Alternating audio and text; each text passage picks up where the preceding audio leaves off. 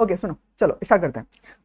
आज हम लोग ना एक थ्योरेटिकल एस्पेक्ट का ही एक और लास्ट यूनिट है जिसको लेके बात करेंगे, एंड आफ्टर दैट हम लोग प्रॉपर्ली चैप्टर में इन कर जाएंगे। मतलब ये भी एक चैप्टर ही है, बट एक फ्रेश जो चैप्टर जो प्रैक्टिकली करेंगे स्टार्ट हम लोग इसके बाद स्टार्ट करेंगे।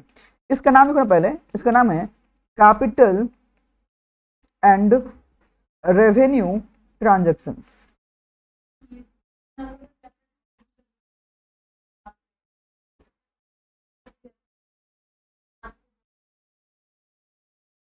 Capital and revenue transactions. सुनो, अगर मैं बात करूं तो इस चैप्टर से आप लोगों के एग्जाम में एक या दो ठो मतलब कि आपका ट्रू और फॉल्स में आ सकता है। ट्रू और फॉल्स में यहां से क्वेश्चन आपके रह सकता है, एंड एक अलग से वो लोग सवाल पूछ सकता है। दूसरा, ये जो चैप्टर है ना बाकी के अदर चैप्टर के साथ में कनेक्ट करके देखने को मिलेंगे। तो अग्रीगेट में अगर मैं बोलूँ ना तो यहाँ से अप टू 6 मार्क तक का क्वेश्चन एक्सपेक्टेड रहेगा। कितना मार्क बताऊं? 6 मार्क का क्वेश्चन आपसे यहाँ से एक्सपेक्टेड रहने वाला है। तो आप लोग इस बात का ध्यान रखना। दूसरा चीज, अगर थोड़ा समझे इसको ध्यान से तो सुनो ना, हम लोगों ने जब स्टार्ट किया था तो भाई सब किसी भी बिजनेस में टेक्निकली क्या होता है, वे ट्रांजैक्शंस एंड इवेंट्स होते हैं, उन सबको हम लोग रिकॉर्ड करते हैं। तो बोलना चाह रहा है कि इवेंट को हम लोग यहाँ पे लेके बात नहीं करते, हम लोग यहाँ पे लेके बात करते हैं जो भी हमारे बोलो क्या है ट्रांजैक्शंस है ना, उन सब चीज को रिकॉर्ड करने का कार्यक्रम को शुरू करते हैं, उन सबको हम लोग यहाँ पे रिकॉर्ड करते हैं। जैसे ट्रांजैक्शंस अगर मैं आप लोग को बोलूँ व्हाट इज ट्रांजैक्शंस, तो बोलो क्या बोलोगे? आंसर है एक्सचेंज ऑफ गुड्स और services in terms of money, उसको क्या बोलेंगे? ट्रांजैक्शन बोलेंगे। या कहने से इवेंट्स, ऐसा कोई भी इवेंट्स जिसको हम लोग मनी टर्म्स में एक्सप्रेस कर सकते हैं, वो भी बोलो नॉर्मली क्या है? आंसर ट्रांजैक्शंस है। हाँ कि ना? तो एक बार यहाँ पे डिफाइन करना लो, लिखो ना, events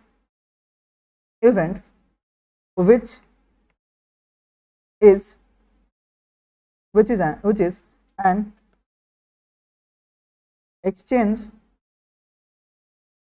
of economic resources। Transactions बोलो क्या है? इवेंट्स ऐसा जो कि इकोनॉमिक रिसोर्स में एक्सचेंज करते हैं, और बोलो क्या होता है? ट्रांजैक्शंस होता है। आप वो भी लिख सकते हो, मैंने शॉर्टकट कर दिया ना, अब हर चीज को मैं बार बार पूरा थोड़ा लिखूंगा, राइट? एक चीज और, ट्रांजैक्शंस में अगर चाहें तो मैं इसको एक और वर्ड से बोल सकता हूं, इन वन वर्ड। बोलो कौन सा? It is nothing but it's a what? Monetary event. अरे बोलो क्या है मेरा? मॉनेटरी इवेंट्स है। हाँ कि ना? मतलब कोई भी events which can be convertible in the terms of money, जिसको मनी में मेजर कर सकते हैं, और बोलो क्या है? ट्रांजैक्शंस है। अब ध्यान से, ये जो है ना ट्रांजैक्शंस, ये हमारे पास में दो टाइप्स के हो सकते हैं, मतलब दो नेचर के हो सकते हैं। बोलो हाँ कि ना? वे कौन कौन सा? तो सोचो, एक जिसका नाम है आपका एक्सपेंडिचर, बोलो क्या है? एक्सपेंडिचर। और दूसरा जिसका नाम है रिसिप्ट, बोलो क्या नाम है? रिसिप्ट। एक्सपेंडिचर एंड रिसिप्ट, ये दो ठो आपके पास में हो सकते हैं। तो ध्यान से समझो, जब मैं एक्सपेंडिचर बोलता हूं तो सुन ध्यान से, एक्सपेंडिचर मतलब क्या? तो आंसर है ऐसा कोई भी रिसोर्सेज का आउटफ्लो। तो अगर चाहो तो आप यहाँ पे एक वर्ड में बोल सकते हो, आउटफ्लो ऑफ रिसोर्सेज। बोलो क्या बोलेंगे? Outflow of resources, right? Outflow of resources किसके लिए? तो लिखो ना, with an intention to get benefit, with intention to get benefit for business, जाने क्या? अगर आपसे कोई बोले एक्सपेंडिचर बोलो क्या, तो क्या है? तो बोलो क्या बोलोगे? वह रिसोर्सेज का आउटफ्लो किसके लिए? तो भाई साहब उससे मुझे बेनिफिट पाने के लिए, उसको बोलो क्या बोलेंगे? एक्सपेंडिचर। तो सोचो ना, आप जो नॉर्मली खर्चे करते हो, खर्चे क्यों करते हो? ताकि उससे आपको कोई बेनिफिट मिलेगा। आप लोगों ने मुझे फीस दिया है, क्या आपने फ्री में दिया है? क्या नहीं, आपको इससे बेनिफिट मिल रहा है ना, तो ये आपके लिए बोलो क्या है? एक्सपेंडिचर है। हाँ कि ना? हाँ, अभी जो आपके लिए बेनिफिट है वो दो तरह का बेनिफिट आपको नॉर्मली मिलता है। बोलो कौन सा? शॉर्ट टर्म या लॉन्ग टर्म? अरे बोलो हाँ कि ना? शॉर्ट टर्म या लॉन्ग टर्म, मतलब कि एक ऐसा बेनिफिट जो मुझे with in one accounting period में एग्जॉस्ट हो जाएगा, आगे कुछ नहीं मिलने वाला है, उसको बोलते हैं रेवेन्यू एक्सपेंडिचर। क्या बताओ? Revenue expenditure. हाँ कि ना? लेकिन जिसका मुझे benefit more than one accounting period के बाद मिलेगा, उसको बोले हम क्या बोलेंगे? Capital expenditure. तो इसी कारण से बोलते हैं ये जो है ना एक्सपेंडिचर, इसको फर्दर आप दो पार्ट्स में ब्रेक यहां पे कर सकते हो। बोलो कौन कौन सा? तो एक लिखो आपका capital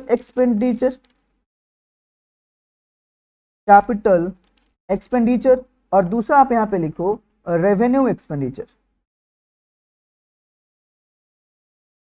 capital expenditure and revenue expenditure. ये दो टाइप्स के एक्सपेंडिचर हैं जो आपको यहाँ पे देखने को मिलते हैं। क्या समझ पा रहे हो क्या? हाँ कि ना? एक बार थोड़ा फिर से समझो। देखो मैंने क्या बोला, सुनना। यहाँ पे बोला कौन सा? आउटफ्लो। सुनना, व्हाट इज आउटफ्लो? मतलब कि आपके पास से पैसे जा रहा है। हाँ कि ना? क्या है? Resource. What is resources? Answer, जो आपके पैसे हैं, जो क्या है बोलो ना, पैसे हैं। बोलो हाँ कि ना? जो आपने पैसे दिए तभी तो आपको कुछ चीज मिलता है ना। बोलो हाँ कि ना? और किसके लिए भाई साहब? इंटेंशन मेरा क्या है? To get benefit. किसके लिए? बिजनेस के लिए। उसको बोलो मैंने क्या बोला? एक्सपेंडिचर बोला। उसके लिए मैंने क्या बोला भाई? आपने ये बोला कि जो ये दो टाइप के होंगे, बोलो कौन सा? Capital and revenue. तो कैपिटल एक्सपेंडिचर में मैंने क्या बोला भाई? जिसका बेनिफिट क्या बोलूंगा? आंसर, लॉन्ग टर्म तक मिलेगा। एंड कैन यू से इन अ प्रैक्टिकल वर्ड कि एक ऐसा रिसोर्सेज का आउटफ्लो जिसका बेनिफिट मुझे more than one accounting period के बाद मिलेगा, वो मेरे लिए बोलो क्या है? कैपिटल एक्सपेंडिचर है। कैन यू से एक्चुअली ये जो नॉन करेंट असेट्स है, बोलो क्या है? नॉन करेंट असेट्स है, मतलब जिसका बेनिफिट मुझे लॉन्ग टर्म तक मिलेगा ना। बोलो हाँ कि ना? जैसे मान लो मैंने ये लैपटॉप खरीदा है, क्या मैं इसको हर साल चेंज करूंगा? क्या नहीं, एक बार मैंने खरीद लिया, इसको मैं कई साल तक यूज करूंगा। तो इसका जो खर्चा है मेरे लिए, खर्चा बोलो कौन सा है? कैपिटल एक्सपेंडिचर है। बोलो हाँ कि ना? बट सोचो, जो प्रीमाइसेस मैंने लेकर रखा है, ये मेरे भाड़े का है, मैंने इसका रेंट पे करता हूँ, रेंट मेरे लिए बोलो क्या है? Revenue expenditure. क्यों? ये हर बार आपको देना होता है। क्या समझ पा रहे हो? राइट। तो एक बार पहले यहाँ पे डिफाइन कर लो, लिखो expenditure which yields long term benefit, long term benefits। हाँ कि ना? expenditure which yields, yields, yields long term benefits, long term benefits, that is देखो ना, more than, that is more than one accounting period, that is more than one accounting period। जाना क्या बोलो क्या है? Capital expenditure. अगर मैं revenue की बात करूं तो भैया रेवेन्यू में क्या आएगा? तो सुनो ना, expenditure, expenditure whose benefit, whose benefits exhaust, exhaust in same accounting period, in same accounting period. हाँ कि ना? जिसके लिए आप बोलते हैं ना करेंट असेट्स, हाँ कि ना? वो आप यहाँ पे ले सकते हो। जब मैंने पेमेंट किया उसका बेनिफिट बोलो कौन सा? उसी अकाउंटिंग पीरियड, मतलब सुनना, सेम ईयर में उसका बेनिफिट, मुझे बेनिफिट मिल गया, उसका बेनिफिट आगे मुझे नहीं मिलने वाला है, वो बोलो मेरे लिए क्या है? रेवेन्यू एक्सपेंडिचर है। जाने क्या? सेम चीज अगर मैं आगे बात करूं तो ये बात मैंने बोलो, मैंने किसके लिए बोला? एक्सपेंडिचर। हाँ कि ना? एक्सपेंडिचर मतलब बोलो कौन सा? Outflow of resources. किसके लिए? आंसर, बेनिफिट में, बिजनेस के लिए बेनिफिट लेने के लिए। अब ये दो टाइप्स होंगे, बोलो कौन सा? Capital revenue. कैपिटल एक्सपेंडिचर मतलब कौन सा? जिसका बेनिफिट मुझे more than one accounting period तक मिलता है, मतलब लॉन्ग टर्म बेनिफिट के लिए मिलता है। ये बोलो क्या है? शॉर्ट टर्म बेनिफिट मतलब कौन सा? एक ही अकाउंटिंग पीरियड में इसका बेनिफिट एग्जॉस्ट हो जाएगा, खत्म हो जाएगा, बोलो क्या है? रेवेन्यू एक्सपेंडिचर है।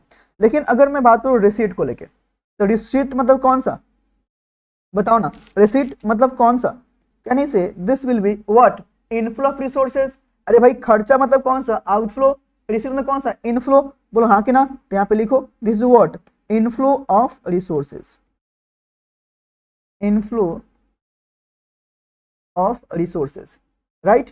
तो ना, अगर इनफ्लो की बात करो तो इनफ्लो मेरे पास में कैसे होंगे? Can you tell me? Inflow मेरे पास में कैसे होंगे? बताओ तो, इनफ्लो मेरे पास कैसे होंगे? आंसर है हाँ जी। कहने से जो आपको अगर इनकम हो रहा है, अरे बोलो हाँ कि ना? राइट। सुनना, कहने से अगर आपका लायबिलिटी इंक्रीज हो रहा है, अगर आपका लायबिलिटी इंक्रीज हो रहा है तो ये भी तो आपके लिए रिसीट ही है। बोलो हाँ कि ना? वे लायबिलिटी इंक्रीज करके आपके लिए रिसीट कैसे हो गया? सोचो ना, अगर मैंने लोन लिया तो पैसे मेरे पास आए कि नहीं है? अरे आए ना, तो उसको भी तो रिसीट में ही लेंगे। अरे बोलो हाँ कि ना? सुनो ना, इसके अलावा अगर मान लो आपने अपने असेट्स को बेच दिया, मतलब कौन सा? Realisation of assets.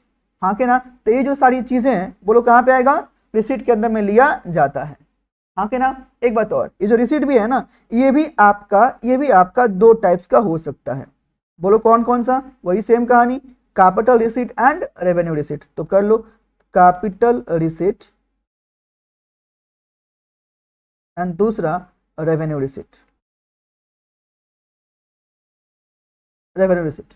हाँ कि ना। अब सुनो, रेवेन्यू मतलब कौन सा, तो ध्यान सुनो ना, रेवेन्यू मतलब कौन सा, तो सुनना यहाँ पे ऐसे बोलेंगे कि जो आपके ऑर्डिनरी कोर्स ऑफ बिजनेस का इनकम है, बोलो क्या बोलेंगे, जो आपके ऑर्डिनरी कोर्स ऑफ बिजनेस का रेवेन्यू है, वो आपके पास सोर्स थ्रू पैसे आ रहे हैं, वो बोले मेरे लिए क्या है, रेवेन्यू रिसीट है, बोलो हाँ कि ना। लेकिन अगर ऐसा कोई भी रिसीट जो मुझे अभी तो हुआ है बट उसका बेनिफिट मुझे लॉन्ग टर्म तक मिलेगा, वो बोलो मेरे लिए क्या है, कैपिटल रिसीट है, हाँ कि ना। भाई जैसे तो एग्जांपल दे दो, मान लो अगर मैंने कोई लोन लेके रखा है, राइट, 10 करोड़ का, जिसका रिपेमेंट मैं अगला 5 साल में करने वाला हूं, ये जो मेरे लिए रिसीट है, बोलो कौन सा रिसीट है, कैपिटल रिसीट। उसका बेनिफिट मुझे आज के आज थोड़ी मिलेगा, आगे मिलने वाला है।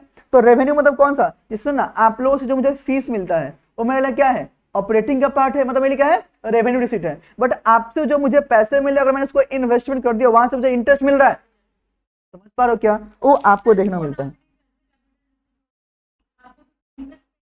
इंटरेस्ट पे करूं, लेकिन मुझे तो अभी एक बार रिसीट हुआ ना, लोन मुझे बार बार आप देते हो क्या, मैं बोलूं 500 दो 500 दो 500 दो, नहीं ना, लोन तो आप एक बार ही लेते हो, हाँ कि ना, इसीलिए डन।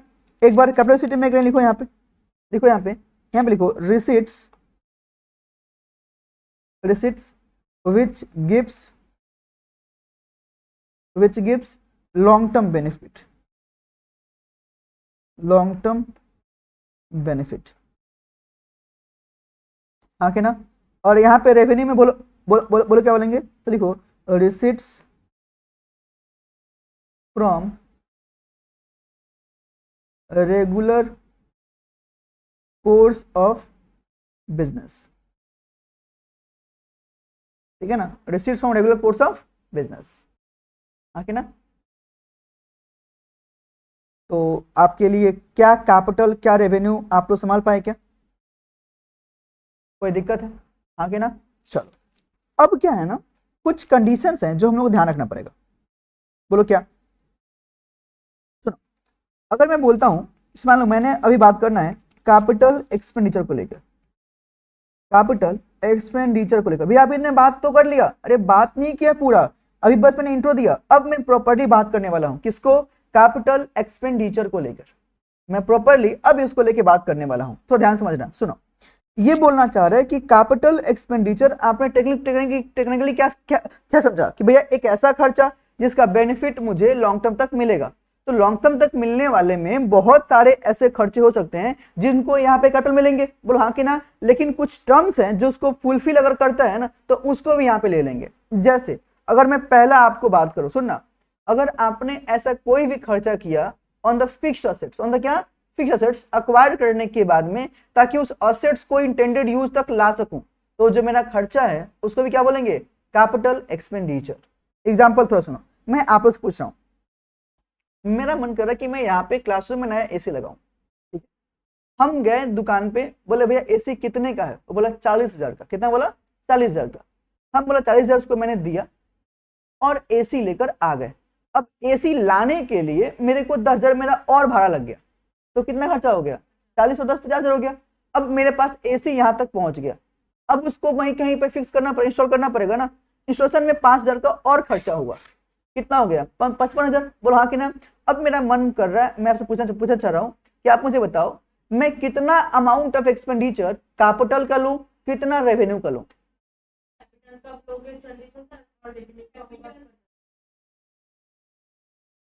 वही तो पूछ रहा हूँ, बताओ कितना लूंगा।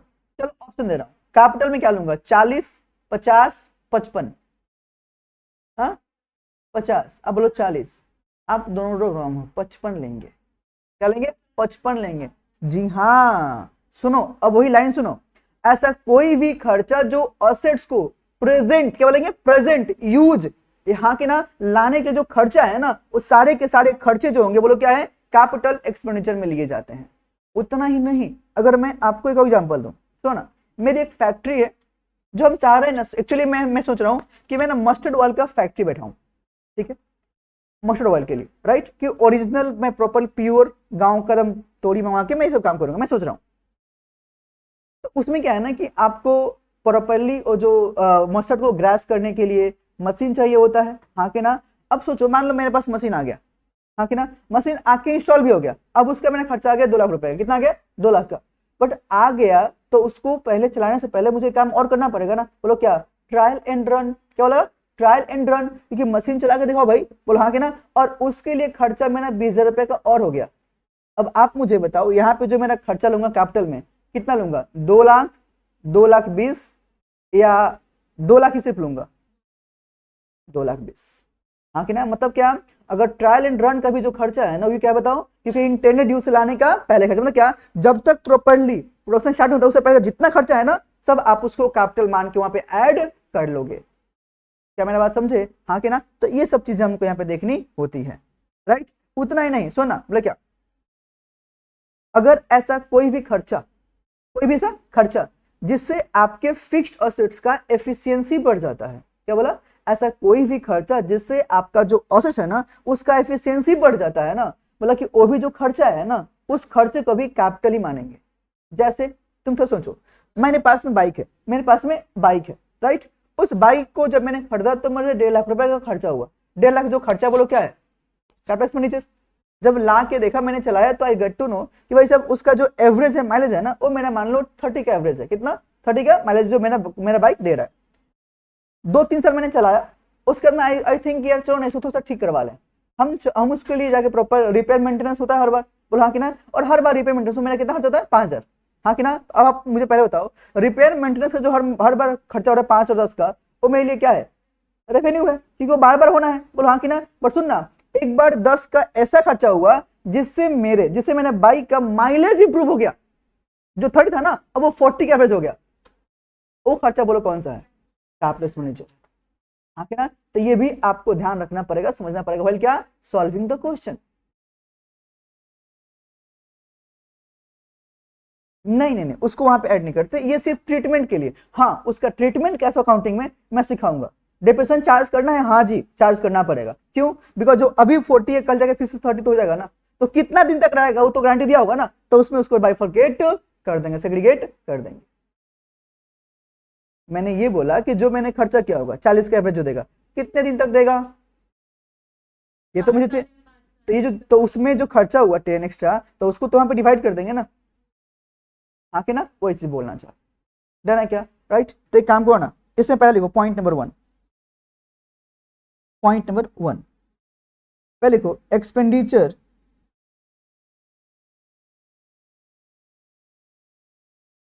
फॉर परचेज और construction of a fixed assets, of a fixed assets, ठीक है ना। अगर ऐसे कोई भी खर्चा हो रहा है, बोलो कहाँ पे, परचेज में या कंस्ट्रक्शंस में, किसके लिए, फिक्स्ड असेट्स के लिए, बोलो क्या है, कैपिटल एक्सपेंडिचर है। पॉइंट नंबर 2 लिखो, expenditure incurred, expenditure incurred to get the fixed assets ready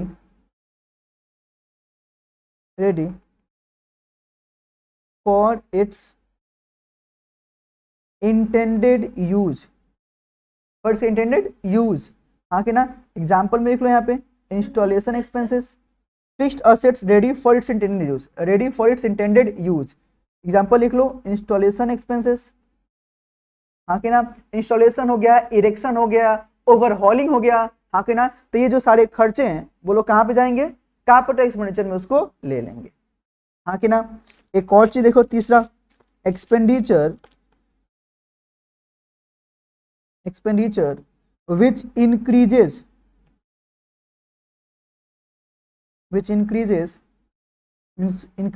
the efficiency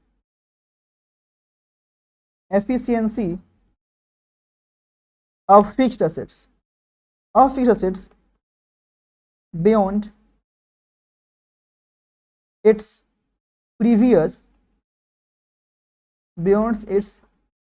previous standard of performance। Expenditure which increases the efficiency of fixed assets beyond its previous standard of performance, beyond its previous standard of performance, मतलब पहले जो काम करता था उससे ज्यादा मेरे खर्चा हो रहा है। एक बात मैं बोलूं, सुनना, मान लो अभी जो मेरा क्लासरूम दिख रहा है आपको, राइट, इसमें कितना लोग बैठेगा, 30-35 जन बैठेगा, बोल हाँ के ना। बट मान लो एक टाइम अभी आ रहा है कि जिससे मान लो मेरे पास में बच्चे बैच में 50-60 हो गए, तो मैं क्या सोचूंगा कि जो मेरे पास जो ये दीवार है ना, तोड़ के थोड़ा सा और बढ़ा दो आगे तक, बोलो हाँ कि ना, मैं ही ना नॉर्मली करूंगा, बोलो हाँ कि ना, या फिर ये दीवार तोड़ दो। तो ये जो दीवार तोड़ने के लिए जो खर्चा हो रहा है, ये बोलो क्या है, कैपिटल की रेवेन्यू, कैपिटल क्यों, बिकॉज इससे आपका ऑटोमेटिकली जो पहले था ना लाइफ, अभी उसका बढ़ जाएगा, और क्या उसका इनकम भी इफेक्ट करेगा। तो दैट इज वाई ये जो मेरा है बोलो क्या है, कैपिटल एक्सपेंडिचर है।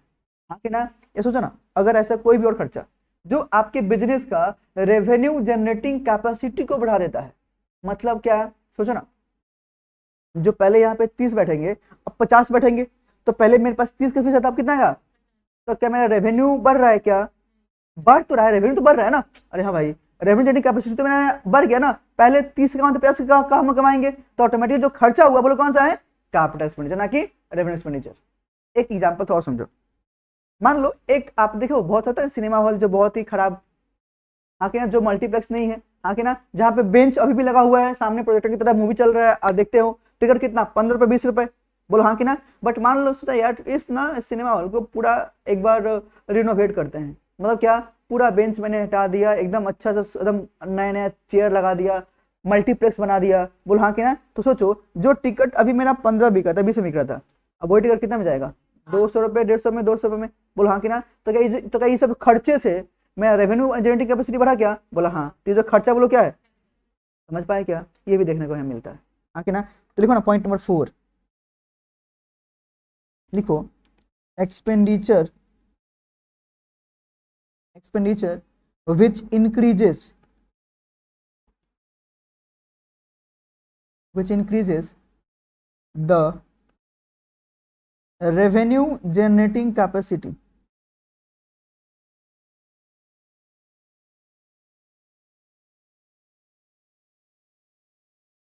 of business। डन है क्या, एक और पॉइंट लिखो ना, बोलो क्या, एक ऐसा खर्चा, सुनना, एक ऐसा खर्चा जिससे मेरे बिजनेस का कॉस्ट ऑफ प्रोडक्शन कम हो जाता है। याद करो, सुनना, अगर मैं आपको सिंपली एक बात करूं, नाउ डे जितने भी प्रोडक्शन होते हैं उसमें दो टाइप्स के आपका मेथड यूज करते हैं, बोलो कौन सा, लेबर इंटेंसिव या मशीन इंटेंसिव, यानी कैपिटल इंटेंसिव, बोलो हाँ कि नाम। तो लेबर इंटेंसिव में क्या होता है, खर्चे ज्यादा होते हैं, मशीन में क्या होता है, कम होता है, बोलो हाँ कि ना। तो अगर जो मशीन मैंने खरीदा, वो जो खर्चा हो, बोलो कौन सा, कैपिटल, हाँ कि ना। मतलब क्या कि अगर कॉस्ट प्रोडक्शन, अगर कोई भी खर्चा जो कम कर दे रहा है ना, उसको भी यहाँ पे लेके आ जाएंगे। तो लिखो ना, expenditure which reduces, expenditure which reduces the cost of production, the cost of production of business, उसको हम यहाँ पे दिखा लेंगे।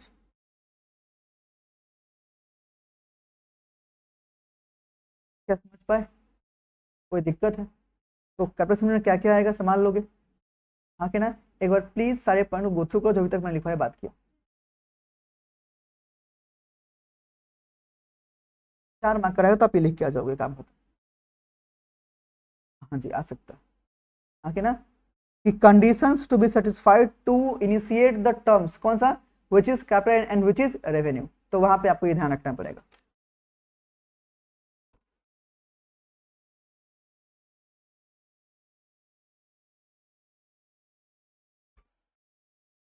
एक बार सेशन करें ना please,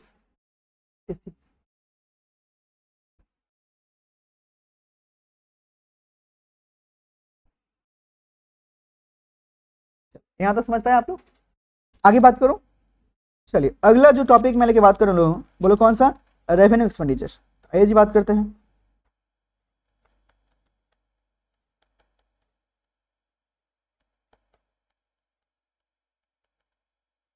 revenue expenditure, revenue expenditure, हाँ कि ना।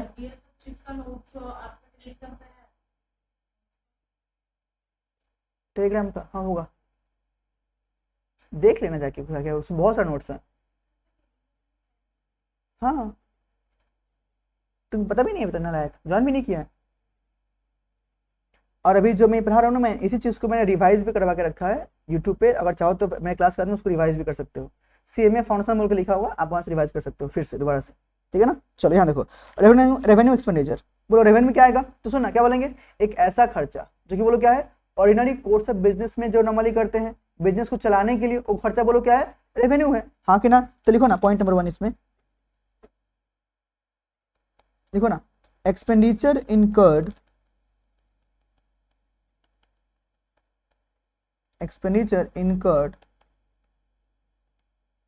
in ordinary course of business,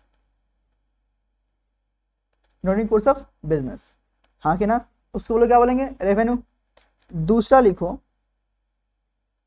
whose benefit does not extend for more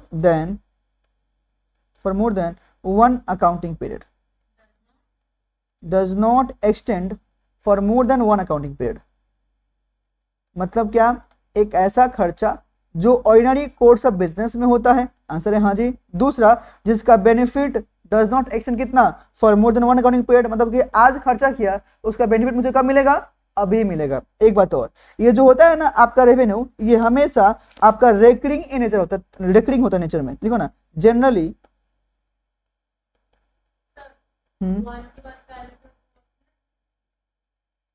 2 number है ना, which benefit does not extend for more than one accounting period, हाँ जी राइट। यहाँ लिखो generally recurring in nature, recurring समझते हो क्या होता है, बार बार, हाँ कि ना। और कैपिटल बोलो क्या होता है, नॉन रेकरिंग, ठीक है ना, ध्यान रखना, ठीक है। यहां तक कोई दिक्कत, राइट।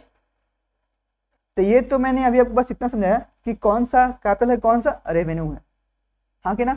अब क्या हम लोग इसको लेके अकाउंटिंग कैसे करेंगे, मैं लेके बात करूं, थोड़ा समझो। देखो अब हेडिंग दो, accounting for expenditure,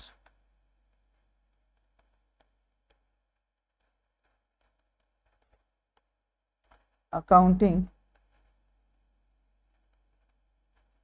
for expenditure,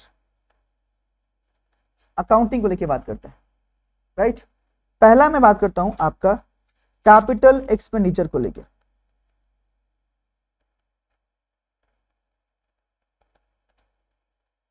तुम थोड़ा समझो, ऐसा सुनो, अगर आप खरीदते हो ना, तो आप एक्सपेंडिचर को कैपिटल में, मतलब उसको क्या ट्रीट करते हो, कैपिटल असेट्स।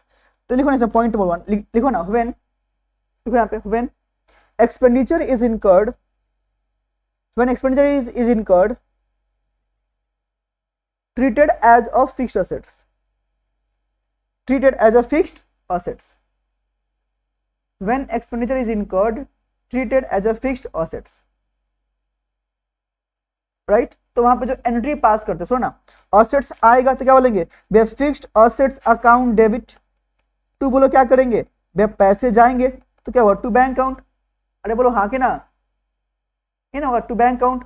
मैंने एक बार खरीदा, अब मैं उसको नॉर्मली पैसे जा रहे हैं मेरे पास से, हाँ कि ना। अब तुम थोड़ा समझो पॉइंट नंबर 2, ध्यान सुनो, पॉइंट नंबर 2 बोलो क्या, अब जैसे जैसे मैं एसेट्स को यूज करूंगा, सुनना यहाँ सुनना, जैसे जैसे मैं एसेट्स को यूज करूंगा उसका डे बाय डे वैल्यू कम होगा, बोलो हाँ कि ना। तो जो वैल्यू कम हो रहा है उसको ट्रांसफर करते हैं, बोलो कहाँ पे, डेप्रिसिएशन अकाउंट में।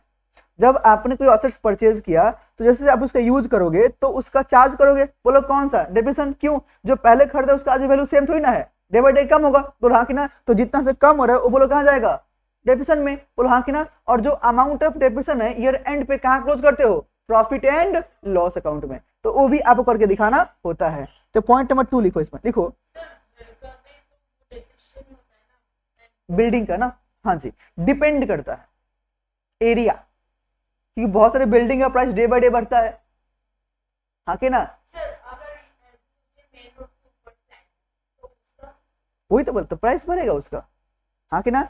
देखो टेक्निकली अगर मैं आपको इसके बाद चैप्टर पढ़ाने वाला हूँ, दैट इज चैप्टर डेप्रिसिएशन, वहां पे दिखाई देगा कि जो लैंड है वो बोलो क्या है, अप्रिसिएबल है नॉर्मली, लेकिन बिल्डिंग बोलो क्या है, जनरली डेप्रिसिएबल है। लेकिन हाँ, अगर कुछ ऐसे लोकेलिटी हैं जगह हैं जहां पे उसका भी प्राइस डे बाय डे बढ़ते रहता है। जैसे मान लो सॉल्ट लेक में, लेक टाउन के जो नॉर्मली जगह है, खास करके लेक टाउन में एक जगह है मान लो नेचुरल सिटी बोल के, तो उसका जो प्राइस है वो तो बढ़ता ही रहता है। बोल हाँ कि ना, वहां पे अगर तुमको कोई फ्लैट चाहिए तो कम से कम 2 करोड़ चाहिए, 2 करोड़, इसके नीचे कोई सुनवाई नहीं है। हाँ कि ना, तो दिस इज व्हाट आपको दिखा रहा है। हाँ कि ना, तो ऐसे बहुत सारे जगह है, राइट, वो वेरी करेगा, राइट। पॉइंट नंबर 2 लिखो ना, लिखो every year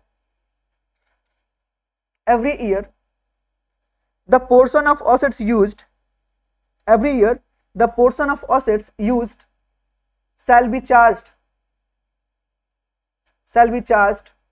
as depreciation, shall be charged as depreciation for the year and shall be transferred, shall be charged as depreciation for the year and shall be transferred to profit and loss account,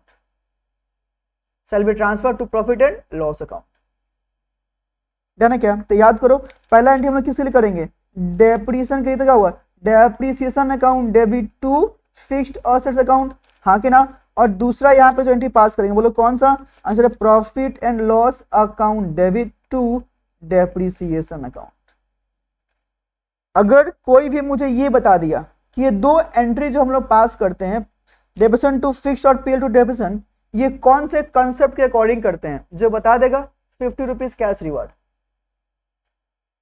accounting concept का answer मैंने पढ़ाया था, बताओ ये कौन से concept को follow करके हम लोग करते हैं, बोलो कौन सा, मॉडर्न। हट, ये कौन सा कॉन्सेप्ट आ गया, मॉडर्न। बोलो ड्यूअल एस्पेक्ट कॉन्सेप्ट, तो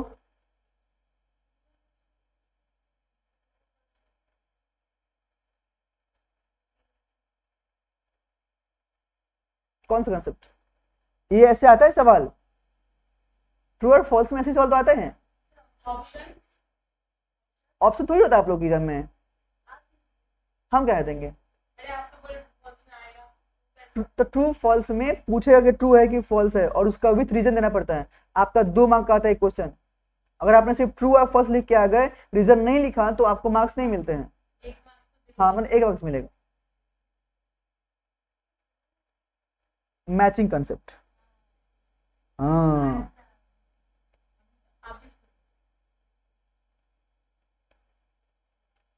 देख जीनिया, तुम अगर पढ़ाई नहीं कर रही है तो शांति से मुंह बंद रखा कर, और अगर हो गया तो ला कॉपी देखा, इधर देख। अगर और अगर हो गया ना तो तुमको अत मार मारेंगे अभी कभी, तुम भी क्या याद करेगी। मुझे पता है कि मैंने लिखवाया है,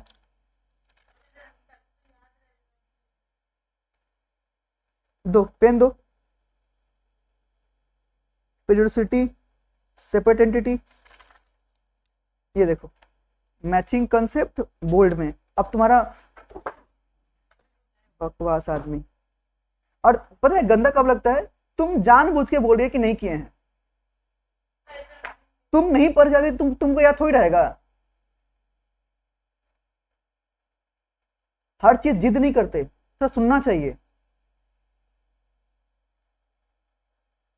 ओके समझ पाए क्या, तो लोग क्या है मैचिंग कंसेप्ट। सुनो मैचिंग कंसेप्ट किस बारे में था कि भाई साहब जो जिस साल का एक्सपेंसेस है वो उसी साल के रेवेन्यू से मैच करना चाहिए, तो that is why we have to charge depreciation and that should be close to कौन सा, पीएल अकाउंट, हाँ कि ना, ये रूल आता है यहाँ पे, डन है क्या। अब अगर बात करते हैं रेवेन्यू एक्सपेंडिचर के लिए, तो अगला लिखो रेवेन्यू के लिए, अगला अकाउंटिंग बोलो किसके लिए, रेवेन्यू एक्सपेंडिचर के लिए।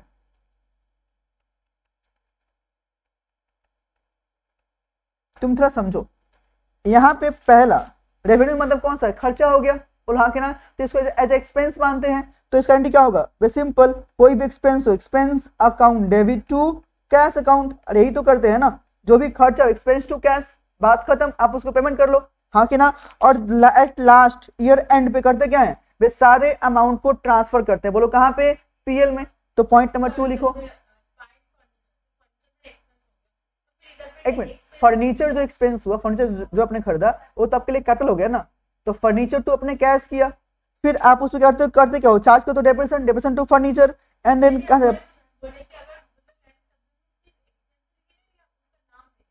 अगर देखो एक्सपेंस मतलब क्या आएगा, सैलरी आएगा, रेंट आएगा, तो उसका नाम लिखेंगे, ठीक है। चलो expense to cash, right. Point number 2 लिखो ना, एक लाइन पहले तो लिखो ना, लिखो the full amount of expenses, the full amount of expenses is transferred, the full amount of expenses is transferred to profit and loss account of that year, to profit and loss account of that year, right। अब उसका बोला entry क्या होगा बताओ, same चीज of that year, तो entry क्या बताओ, profit and loss account debit to expenses account.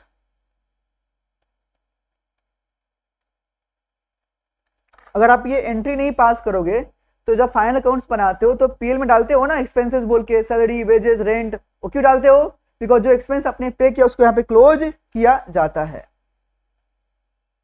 जाना क्या। अब एक बात और which is very important point, ध्यान सुनना, बोलना चाह रहा है कि आप ये जो एक्सपेंडिचर डिटरमाइन करते हो, इसको डिटरमाइन करने के कुछ फैक्टर्स हैं जो आपको ध्यान में रखने होंगे। जैसे हो सकता है कि वो जो खर्चा आपके लिए है ना, वो आपके लिए कैपिटल हो बट मेरे लिए रेवेन्यू हो, बट मे बी आपके रेवेन्यू मेरे लिए कैपिटल हो, अरे बोलो हाँ कि ना। तो कुछ फैक्टर्स हैं, उसके according you can determine whether it is कौन सा, कि ये आपके लिए कैपिटल है, आपके लिए रेवेन्यू है, बोलो हाँ कि ना। सबसे बड़ा फैक्टर आपका नेचर ऑफ बिजनेस क्या है, क्या बोलेंगे, नेचर ऑफ बिजनेस क्या है। तुम थोड़ा समझो, मान लो मेरा जो बिजनेस है ना वो फर्नीचर बेचने का, तो मेरे लिए फर्नीचर बोलो क्या है, अगर मैंने फर्नीचर खरीद के लाया बेचा, मेरे लिए क्या है, रेवेन्यू है, बोलो हाँ कि ना। लेकिन अगर आपने खरीदा, आपके लिए क्या है, कैपिटल, तो क्या चेंज हुआ क्या, आंसर है हाँ जी, बोलो हाँ कि ना। सोचो ना, ये जो मैंने पढ़ा के जो मेरे पैसे मिलते हैं मेरे लिए क्या रेवेन्यू है, बोलो हाँ कि ना। बट सोचो मैंने अच्छे से पढ़ाने के लिए मैंने यहाँ पे एक डिजिटल बोर्ड लगा दिया अलग से, उसका जो खर्चा हुआ बोलो कौन सा, कैपिटल। लेकिन जो डिजिटल बोर्ड बेच रहा है, जिसका बिजनेस है, उसके क्या है, रेवेन्यू, हाँ कि ना। अगला यही नहीं, इवन क्या जो आप खर्चे करते हो ना उसका पर्पस क्या है, ये भी चेक किया जाता है। अगर आपका पर्पस ऑफ एक्सपेंडिचर आपका है कि नहीं ये आज खरीदा कल हटा देना है, तो रेवेन्यू बन जाएगा। पर सुनना, आज खरीदा बट क्या है मेरा इंटेंशन कि लॉन्ग टर्म बेनिफिट लेना है, तो क्या बन जाएगा, कैपिटल। तो ये भी आपको चेक करना पड़ेगा कि जो असेट्स आप लेके आए हो या फिर जो आपने खर्चा किया है, उस खर्चे को करने के पीछे का आपका इंटेंशन क्या है, आपका लॉजिक क्या है, बोलो हाँ कि ना। उस अकॉर्डिंग भी वेरी करेगा। एंड सबसे important we'll have to check, ये जो खर्चा है ये मेरा रेकरिंग है कि नॉन रेकरिंग है। अगर रेकरिंग है तो रेवेन्यू, नॉन रेकरिंग है तो कैपिटल, हाँ कि ना। तो ये सारे फैक्टर्स हैं जो हमको हेल्प करते हैं, कौन सा, to determine whether it is a capital और रेवेन्यू। तो अगला हेडिंग दो, factors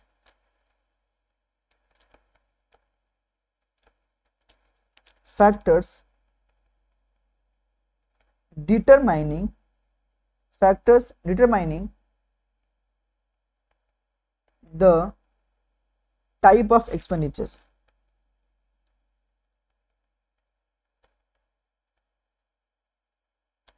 factors determining the type of expenditure क्या क्या है, तो पॉइंट नंबर 1 लिखो, nature of business, nature of business. दूसरा लिखो पर्पस ऑफ एक्सपेंडिचर,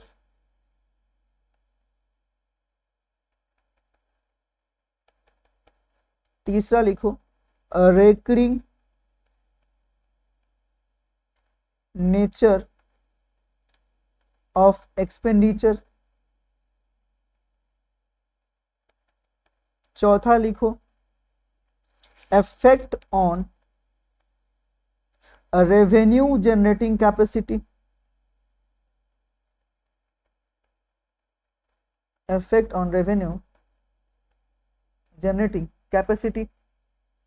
पांचवा लिखो materiality of amount, materiality of amount, हाँ कि ना भैया। मटेरियल ऑफ अमाउंट का मतलब क्या है, अमाउंट ज्यादा या कम। कुछ खर्चे ऐसे भी होते हैं, ये जो मैंने बताया भी था, बोलो कौन सा, मटेरियलिटी कंसेप्ट। मैंने क्या बोला था, कुछ ऐसे खर्चे होते हैं जिसका बेनिफिट मुझे लॉन्ग टर्म तक मिलता है, अरे समझा नहीं क्या, खर्चा मैंने अमाउंट, सुनो ध्यान से, recurring nature of expenditure check करेंगे ना, रेकरिंग है कि नॉन रेकरिंग है। रेकरिंग मतलब कौन सा, रेवेन्यू। नॉन रेकरिंग मतलब कौन सा, बताओ ना, कैपिटल। हाँ कि ना। एक बात और, जो थोड़ा सा मटेरियल अमाउंट की जो मैं बात कर रहा हूँ, सुनो ध्यान से, अगर कुछ ऐसा खर्चा मैंने किया है जिसका अमाउंट बहुत कम है बट बेनिफिट लॉन्ग टर्म तक का है, तो क्या मैं उसको कैपिटल मान लूँ क्या, मतलब नहीं, उसको रेवेन्यू मानो, क्योंकि वो अपने खर्चा ज्यादा हुआ है, सॉरी ज्यादा खर्चा कम हुआ है लेकिन बेनिफिट लॉन्ग टर्म तक है, लेकिन वो मानने लायक नहीं है ना। क्यों, क्योंकि वो ऐसा खर्चा है जो हमारे बिजनेस के डिसीजन मेकिंग में कोई हेल्प नहीं करता है। जैसे आपके पास है ना कैलकुलेटर, कितना में खरीदा था, 500 में तुमने खरीदा था मान लो, उसको कितने दिन तक तुम यूज कर सकती हो, 5-6 साल। तो अगर सुनो 5 साल तक अगर तुम यूज करती हो तो लॉन्ग टर्म बेनिफिट है, तो क्या ये खर्चा आपका कैपिटल एक्सपेंडिचर है क्या, वही चीज बोलना चाह रहा हूं, समझे क्या। आप स्टील का अगर स्केल खरीद लिए, राइट, 30 रुपए का, लेकिन कितने साल चलाओगे, जितने साल चला सको, हाँ कि ना, और मारने के लिए भी काम आता है, हाँ कि ना। तो ये जो नॉर्मली खर्चा है वो कौन सा है तो आपका कैपिटल जाएगा जो लग रहा है, बट इसका अमाउंट कितना है, बहुत कम है ना, दैट इज वाई ये बोलो क्या है, तो भी उसको रेवेन्यू ही मानेंगे, हाँ कि ना।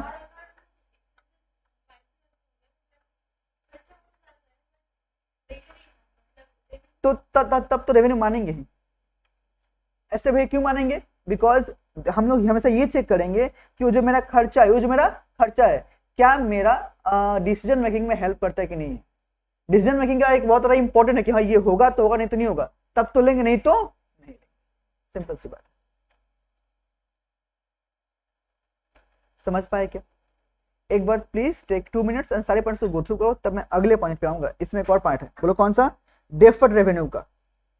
अभी मैंने सिर्फ खर्चा बात किया, बोलो कौन सा, कैपिटल रेवेन्यू, और कौन सा, डेफर्ड रेवेन्यू बात करेंगे।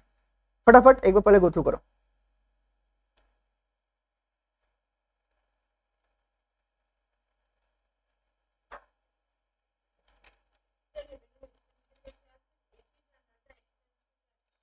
हाँ जी, और एक्सपेंस PL2 है ना, PL2 एक्सपेंस।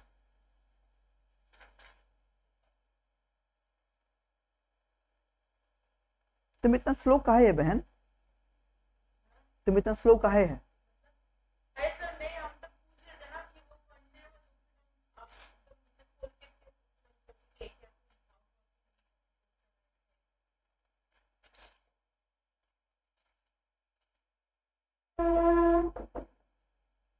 चलो आगे बात करें।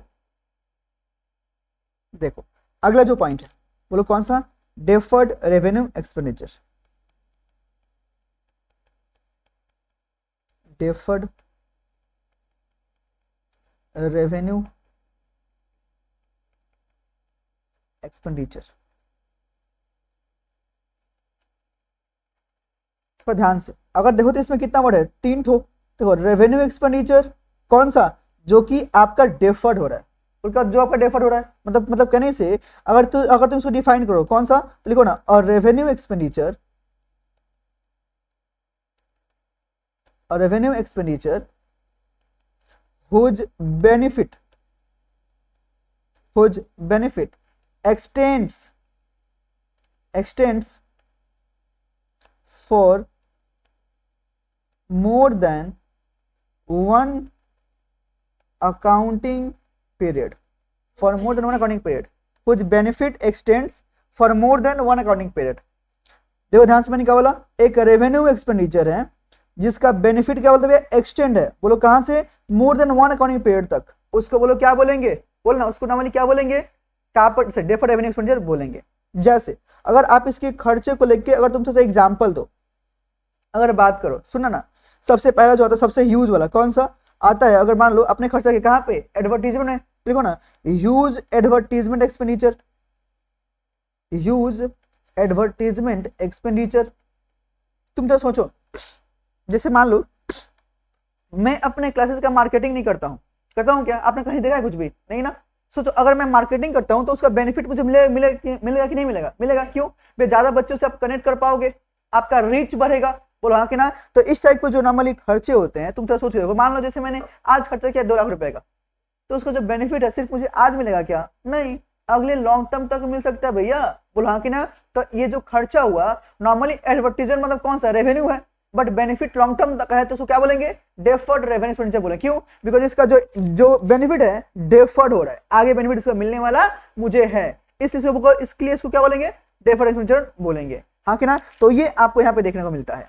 ये सुनना एक चीज और, बोलो क्या बोलता है कि अगर मान लो मैंने कोई प्रॉपर्टी लीज पे लिया है, क्या लिया है? लीज पे कोई मैंने प्रॉपर्टी लिया है, उसका मैंने प्रॉपर्टी कहते हैं ना कि हाँ मैंने ले लिया, मान लो 20 साल के लिए लीज पे लिया, अब 20 साल का लीज पूरा हो गया, तो नॉर्मली मैं क्या करूंगा? उस लीज को और आगे बढ़ाऊंगा, एक्सटेंड करूंगा। तो उसके जो मैंने खर्चा किया एक तरह से तो वो तो रेंट ही है ना, अरे बोलो हाँ कि ना। तो है तो नीचे का रेवेन्यू, बट बेनिफिट टू कि अगले 10 साल तक मिलने वाला है, और जो खर्चा हुआ उसको बोलो क्या बोलेंगे?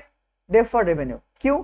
लीज होल्ड प्रॉपर्टी 20 साल के पहले राइट था, 10 साल और बढ़ जाएगा ना, 20 साल और बढ़ जाएगा ना जितना मैं बढ़ाऊंगा, बोलो हाँ कि ना। तो जो मैं नॉर्मली पे कर रहा हूँ वो है तो रेवेन्यू का एज अ रेंट, बोलो हाँ कि ना, लेकिन बेनिफिट 10 साल तक मिल रहा है, इसलिए बोलो क्या है?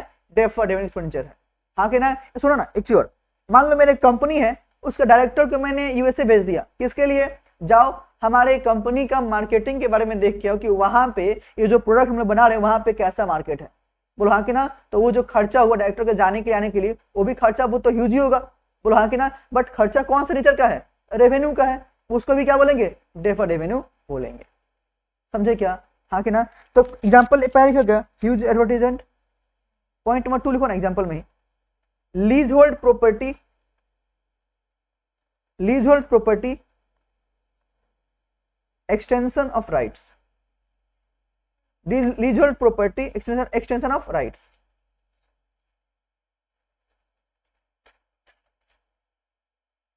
डन है क्या?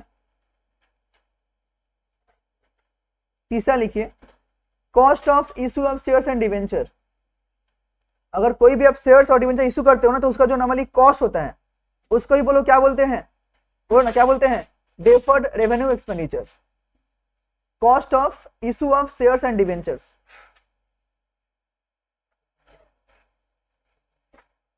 अगला लिखिए ना, अगला लिखिए ना प्रिलिमिनरी एक्सपेंडिचर, प्रिलिमिनरी एक्सपेंडिचर। एक और लिख लीजिए director trip to USA, directors trip to USA to develop market, to develop market, and he was successful, and he was successful।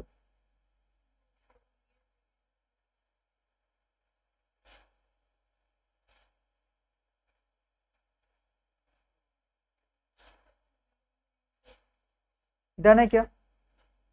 यहां तक कोई दिक्कत है? हाँ तब रेवेन्यू मानते, तब डेफर्ड में नहीं डालते, हाँ कि ना। चलो समझ गए क्या? कोई दिक्कत है यहां तक? अब इसका अकाउंटिंग कैसे करेंगे? तो सुनो, इसका अकाउंटिंग 2 टाइप से होता है ना। सुना, डेफर्ड का अकाउंटिंग आपका 2 टाइप से होता है। वैसे क्यों बोल रहा हूं तो समझो, एक अकाउंटिंग स्टैंडर्ड है AS26। कौन सा भैया? AS26। AS26 अकाउंटिंग कुछ और बोलता है, एंड अकाउंटिंग जो नॉर्मल है वो कुछ और बोलता है। तो मैं दोनों आपके साथ में लेके बात करता हूं कि AS26 करेंगे तो क्या करेंगे और नॉर्मल करेंगे तो क्या करेंगे। पहले बात करते हैं नॉर्मल को लेके, हाँ कि ना। पहले लिखिए नॉर्मल अकाउंटिंग, नॉर्मल अकाउंटिंग। भैया नॉर्मल अकाउंटिंग में क्या करोगे तो समझो, सुनो ना, जब मैंने खर्चा किया ना, तो खर्चे क्या होते हैं? डेबिट, बोलो हाँ कि ना। और पैसे मेरे पास जाएंगे तो क्रेडिट, तो क्या होगा? तो सिंपल, तो लिखो deferred expenditure account debit to bank account. अरे बोलो हाँ कि ना, टू बैंक अकाउंट। ये सिंपल से एंट्री पास कर लेंगे।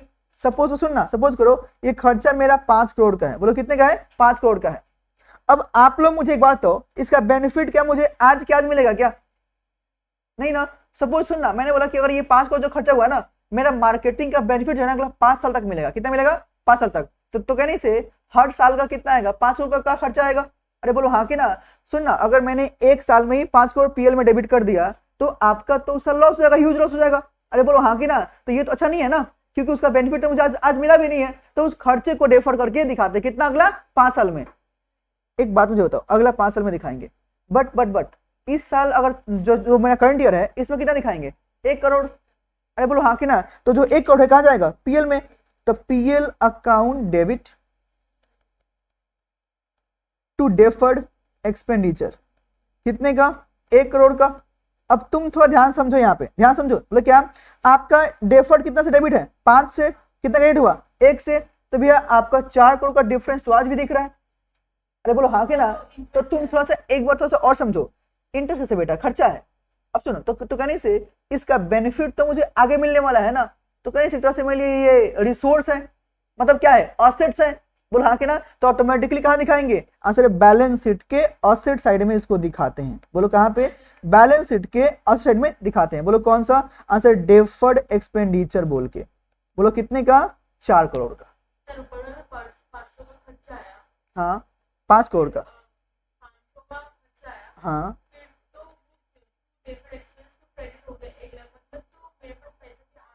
आया, खर्चा से तुम पेमेंट कर रही है ना बेटा, तेरे पास पैसे कहां से मिलेंगे। पीएल मतलब तो डेबिट क्या है, तुमने तो खर्चा दिखाया ना, समझे मेरा बात, हाँ कि ना। तो इसलिए देखना, सुना, इसलिए देखना कि आप लोग के बैलेंस शीट में डेफर्ड रेवेन्यू बोल के दिखाता है, और इसको हम लोग बोलो क्या बोलते हैं, फिक्टिटियस असेट्स। बोलो कौन सा है, फिक्टिटियस असेट। क्यों, सोचो, ये असेट्स है, इसका बेनिफिट मिलेगा, बट क्या आप इसको आज के रेट में सेल कर सकते हो क्या, नहीं ना, राइट। तो असेट्स का है, इसलिए बोल क्या, इसको हम लोग क्या बोलेंगे, फिक्टिटियस असेट्स, ध्यान रखना, हाँ कि ना। सेम जो सुनना, आप देखते हो ना बैलेंस शीट के असेट्स में प्रिलिमिनरी एक्सपेंसेस राइट ऑफ करते हैं ना, क्यों, इसी कारण से। अरे समझे क्या, दिखाने एग्जांपल में प्रिलिमिनरी, वही चीज बोलना चाह रहा हूं, समझे मेरा बात, हाँ कि ना। फिक्टिटियस असेट्स होता है, लायबिलिटी नहीं होता, डन है क्या। अब सुनो, ये बोलो कब होगा, 2 एंट्री, आंसर फर्स्ट ईयर में। अरे बोलो हाँ कि ना, अगर जाऊंगा सेकंड ईयर में तो क्या करूंगा, बस फिर से PL2 डेफर्ड कितना है, 1 करोड़, और यहाँ पे 4 तो कितना जगह, 3, फिर 2, फिर 1, कहानी खत्म, डन है क्या। तो that is what you have to do in subsequent years. अरे हाँ, कहां से लिखो, deferred expenditure account debit to bank account, normal accounting.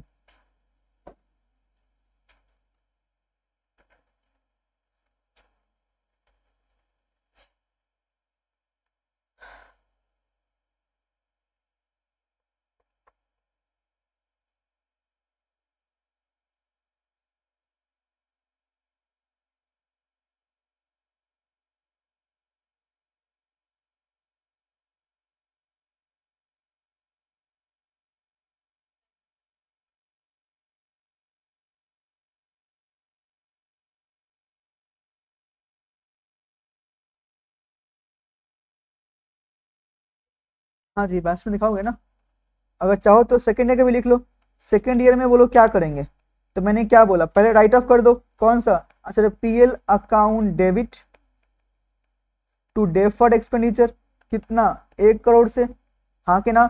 और जब इस साल बैलेंस शीट बनेगा तो यहाँ पे कितना है डेफर्ड में, आपका 3 करोड़ का, डन है क्या।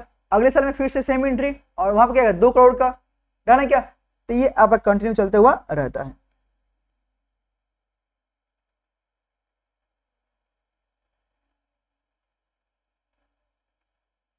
Done.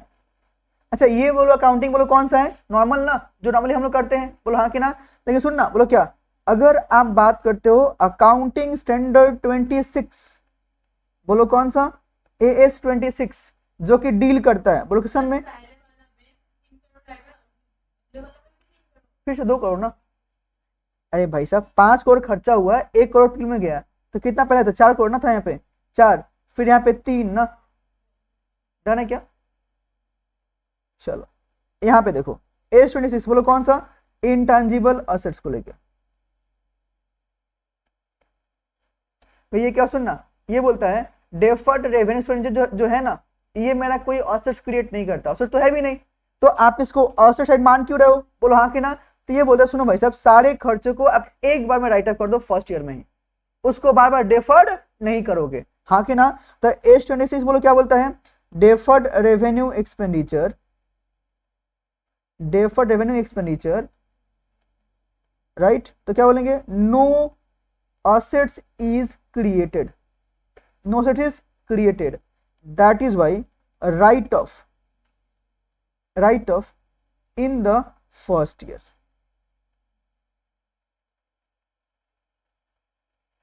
write off in the first year. ये आपका ट्रू और फॉल्स में आ सकता है, ध्यान रखना, ये आपका ट्रू और फॉल्स में आ सकता है।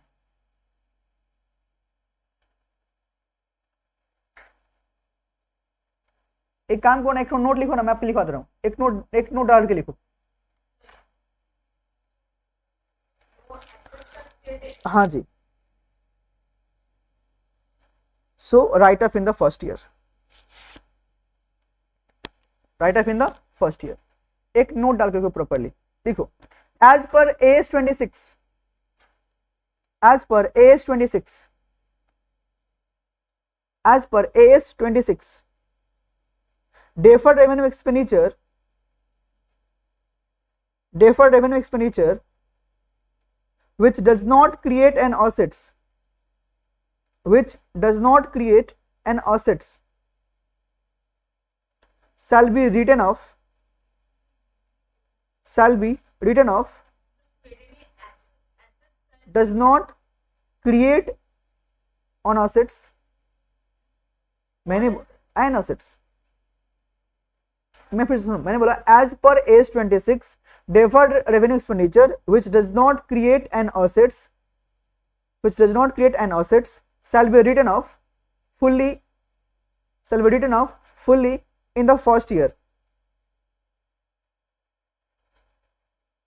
first year, and shall not be deferred, and shall not be deferred, इसको हम आगे डेफर भी नहीं करेंगे।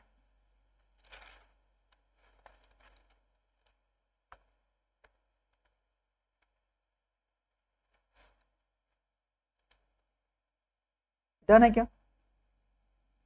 कोई दिक्कत?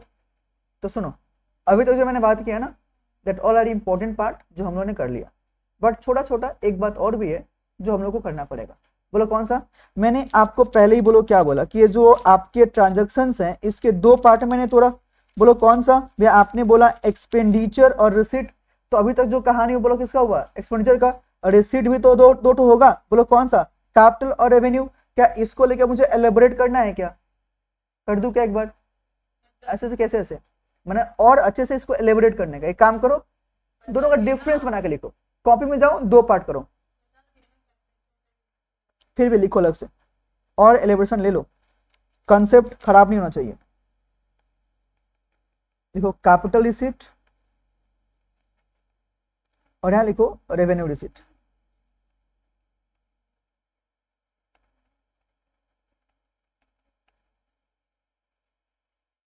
ठीक है ना? पॉइंट नंबर 1 इसमें लिखो, लिखो receipts which will yield benefit, capital में पहले लिखना receipts which will yield benefit for the one for the more than one accounting period, for the more than one accounting period, can say bracket में लिखना, वहां bracket में long term benefit, long term benefit.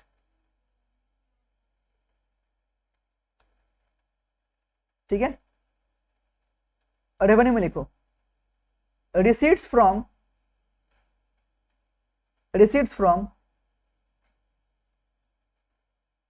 regular business activity, receipts from regular business activity, इसमें लिखना short term nature, short term benefit.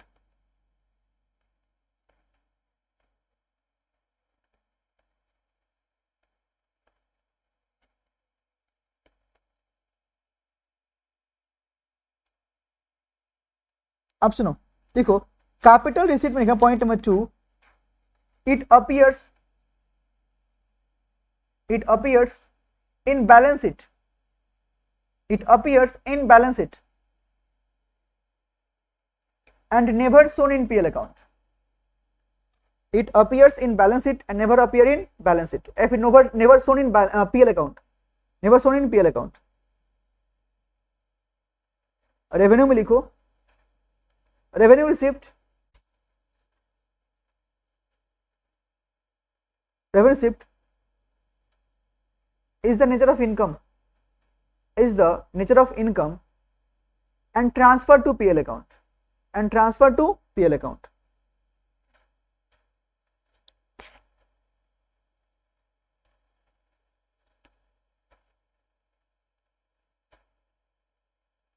संभाल लोगे, कोई दिक्कत नहीं है। क्या बोलते हो, अब इस पे कुछ क्वेश्चंस खुल के बात करें, हाँ कि ना?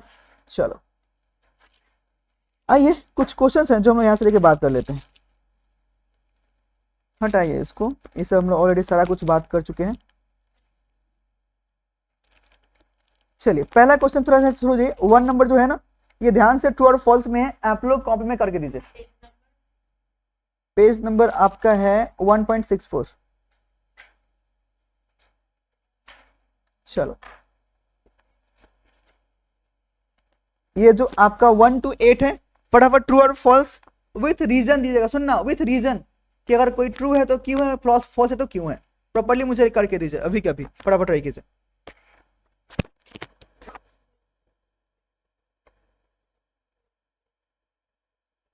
क्या मैं जूम कर दूं क्या? ये देखो ना, ये लो, ठीक है।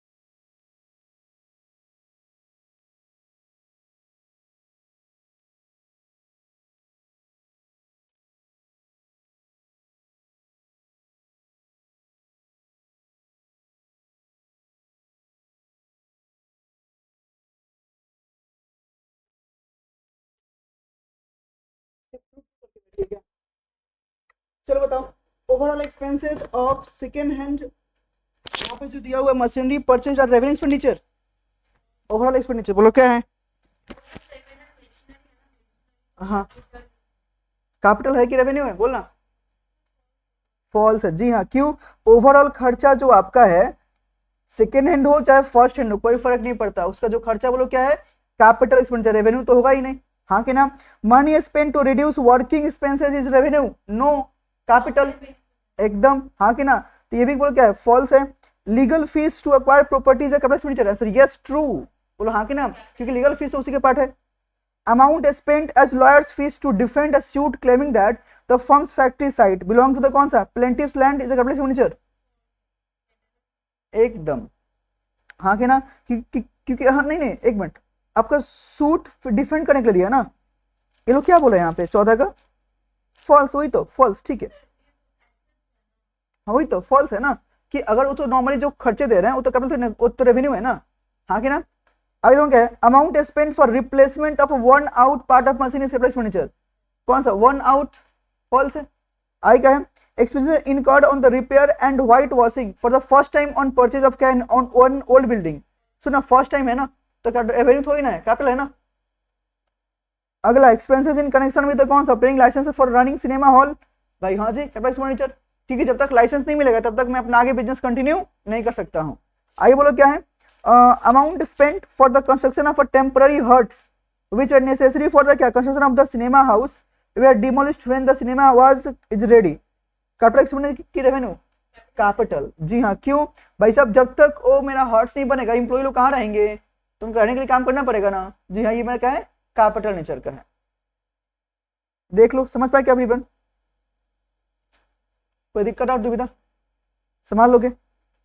चलो, दूसरा जो यहाँ पे बात की कि बताओ भैया कैपिटल की रेवेन्यू है, बोला कि expenses incurred in connection with the obtaining a license for starting the factory, ये तुम्हारे अभी बोला, बोलो कौन सा होगा? कैपिटल ना, हाँ के ना? अगला, 1000 paid for removal of inventory to a new site, ये तो रेवेन्यू होगा, क्योंकि तो बार बार होगा ना, यहां से वहां माल लेके जाओ, राइट। अगला, rings and pistons of an engine were changed at a cost rupees कितना? 5000 टू गेट फ्यूल एफिशिएंसी, सुनना, फ्यूल एफिशिएंसी बढ़ जाएगा ना, अरे हाँ के ना? तो कौन सा? कैपिटल एक्सपेंडिचर ना, नहीं समझे? अगर इंजन का रिंग से पिस्टन चेंज कर देंगे तो एफिशिएंसी बढ़ जाएगा ना, इसी कारण से।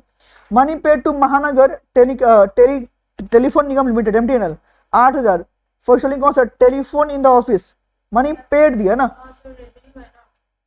इंस्टॉलेशन के लिए खर्चा दिया है, डिपॉजिट करना होता, कैपिटल,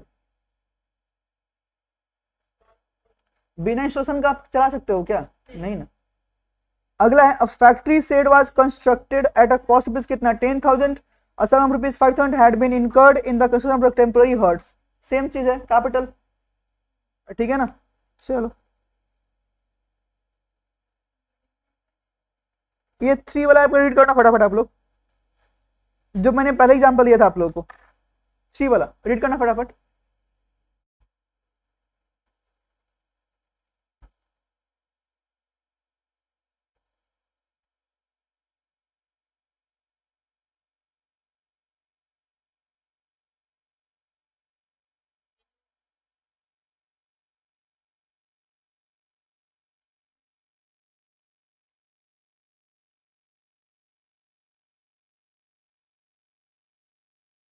अमाउंट तो बोलो कितना कितना आएगा,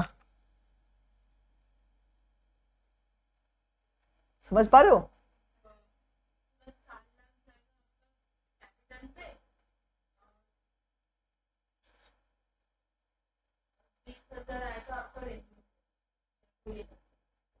क्या बोल, फिर से बोलो।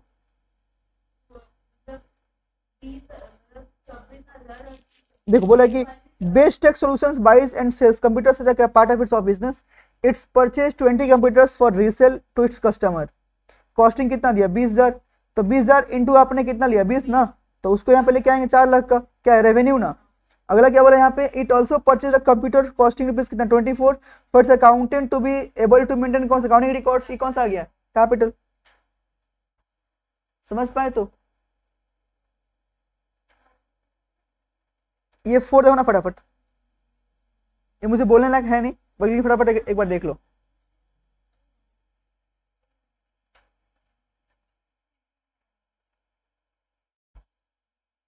क्या हुआ? इसे देख रही है मोटी? नहीं तो देख क्या रही है? इधर उधर ही देखो।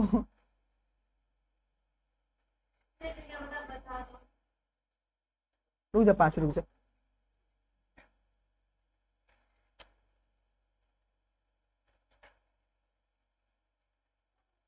समझ गए? मुझे बोलना है क्या? आराम से मान लोगे? तो this is what we have done. जो इसके बाकी क्वेश्चन आप लोग ये होमवर्क में प्रैक्टिस कर लो, ठीक है ना? तो that is all regarding this. Fine, तो फॉर टुडे इतना ही, ठीक है। अगले क्लास में हम लोग फ्रेश एक न्यू चैप्टर करेंगे स्टार्ट, जिसका नाम रहेगा डेप्रीशिएशन, ठीक है।